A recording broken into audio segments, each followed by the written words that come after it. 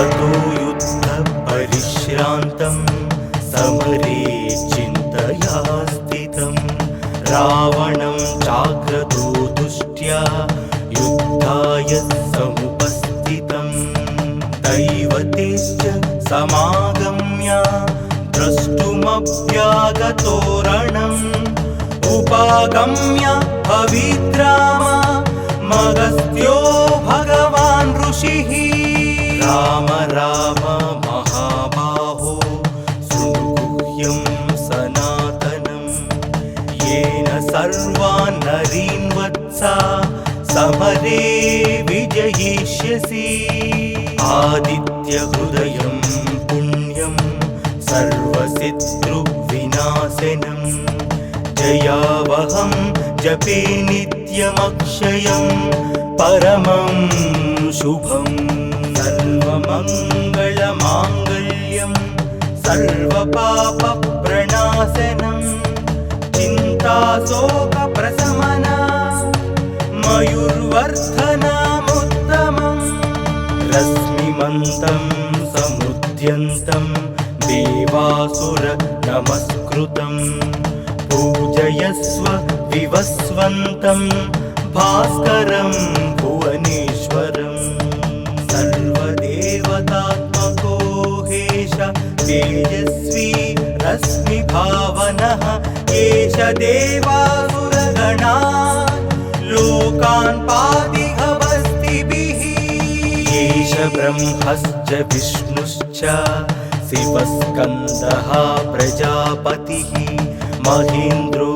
धनदः कालो यमः सोमो ह्यपाम्पतिः वसवः सान्ध्या अश्विनौ मारुतो मनुः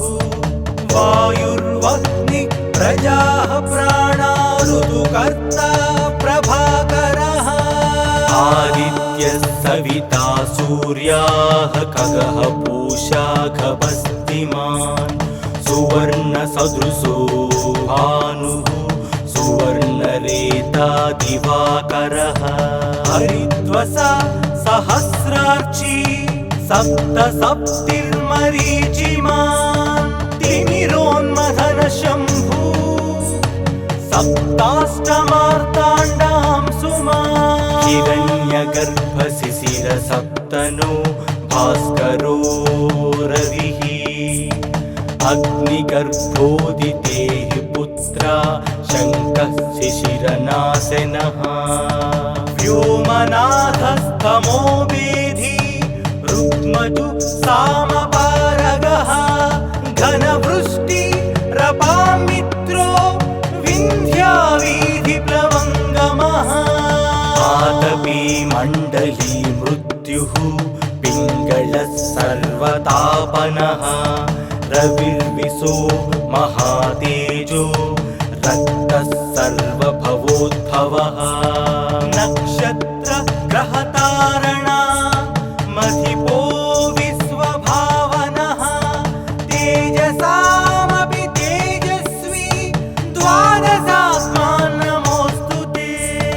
नमः पूर्वाय गिरये पश्चिमायात्रये नमः ज्योतिर्गणानां पतये दिनाधिपतये नमः जयाय जयभद्राय हर्यस्वाय नमो नमः नमो नमः सहस्रांशो आदित्याय नमो नमः नमः उग्राय वीराय सारंगाय नमो नमः नमः पद्मप्रबोधाय मार्ताण्डाय नमो नमः ब्रह्मेशानाच्युतेशाय सूर्यायादित्यवर्चसे भास्वते सर्वभक्षाय रौद्राय वपुषे नमः तमोघ्नाय हिमघ्नाय शत्रुघ्नायामितात्मने कृतघ्नघ्नाय देवाय ज्योतिषां पतये नमः सप्तचामीकराभाय वह्नये तमोभिनिघ्नाय रवये लोकसाक्षिणे नासायत्येष वैभूतं तथैव सृजति प्रभुः जायत्येष तपत्येष वर्षत्येष गभस्तिभिः एष सुप्तेषु जाग्रत्ति भूतेषु परिनिष्ठतः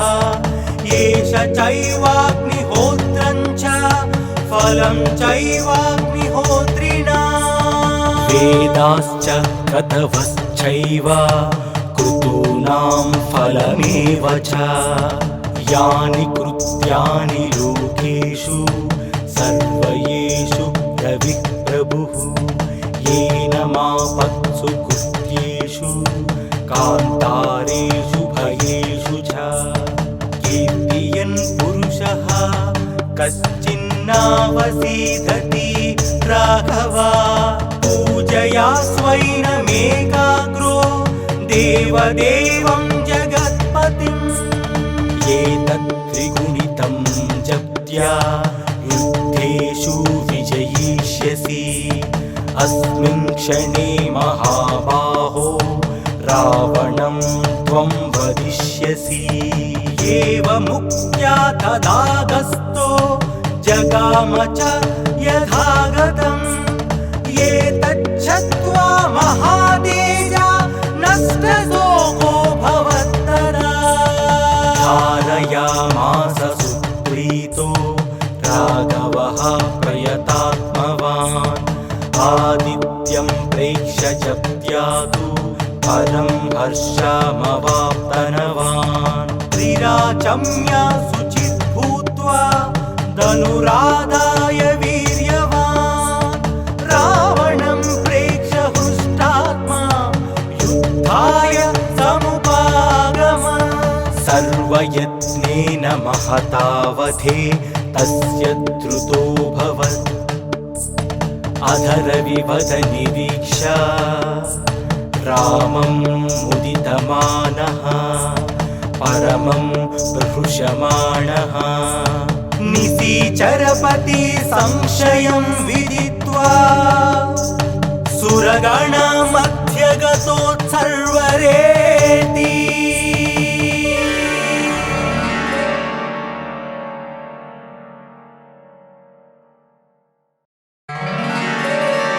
ततो युद्धपरिश्रान्तं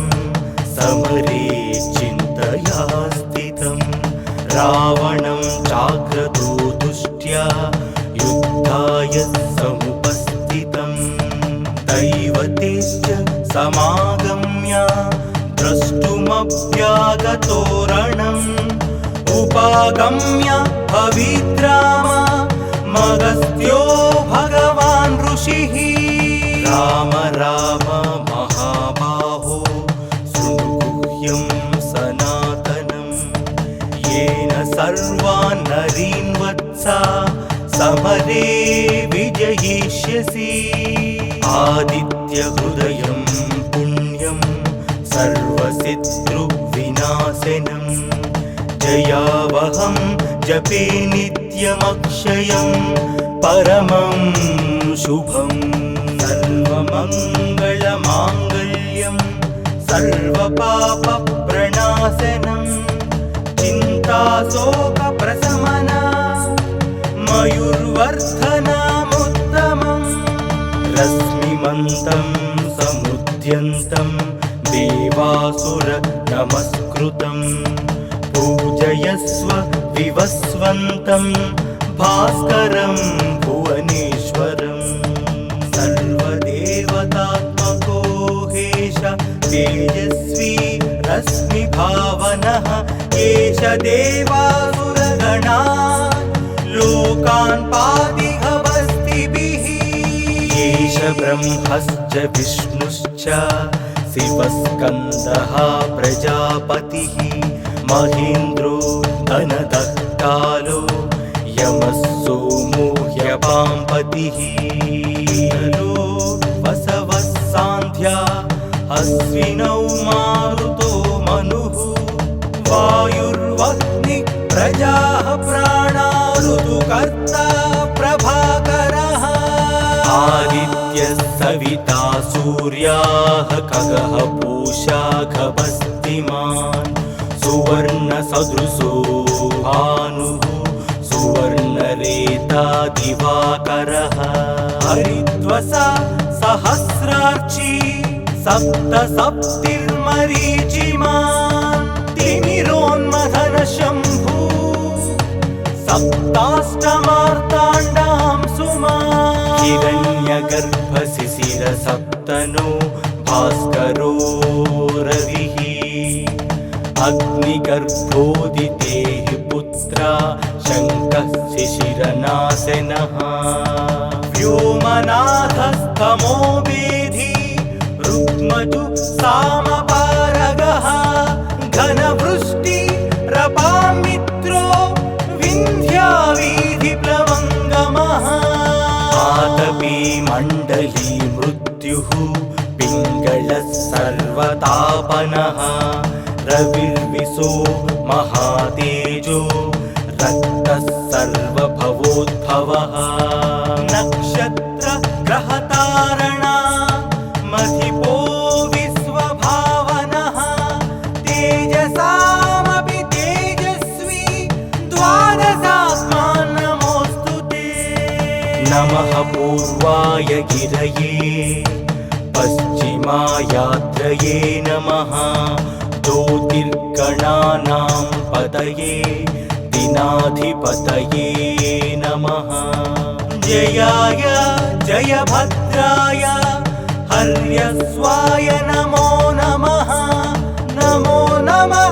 सहस्रांशो आदित्याय नमो नमः नमः उग्राय वीराय सारंगाय नमो नमः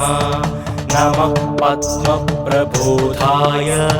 मार्ताण्डाय नमो नमः ब्रह्मेशानाच्युतेशाय सूर्यायादित्यवर्चसे भास्वते सर्वभक्षाय रौद्राय वपुषे नमः तमोघ्नाय हिमघ्नाय शत्रुघ्नाय मितात्मने कृतघ्नघ्नाय देवाय ज्योतिषां पतये नमः सप्तचामीकराभाय वह्नये विश्वकर्मणे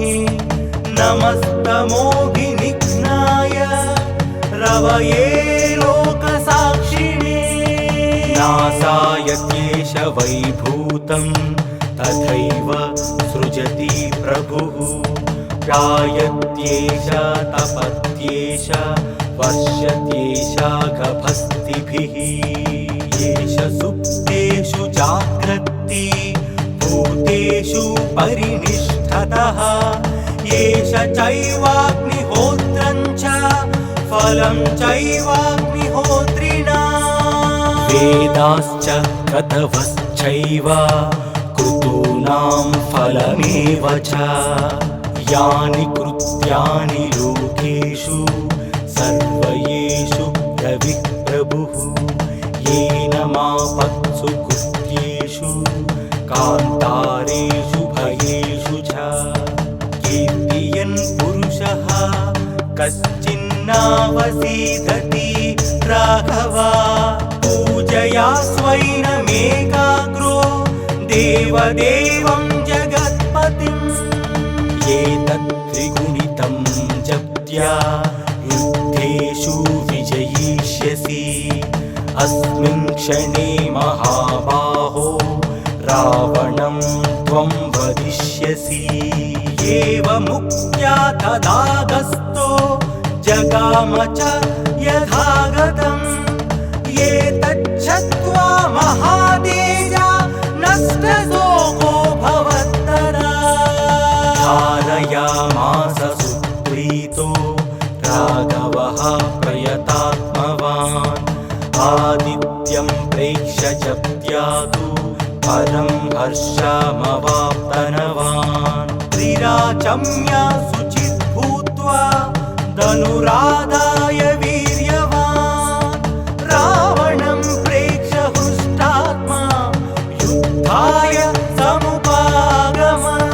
सर्वयत्नेन महतावधे तस्य द्रुतोऽभवत् अधरविवदनिरीक्षा रामं मुदितमानः परमं बृहुषमाणः निशिचरपति संशयं विदित्वा सुरगणमध्यगतोत्सर्वरेति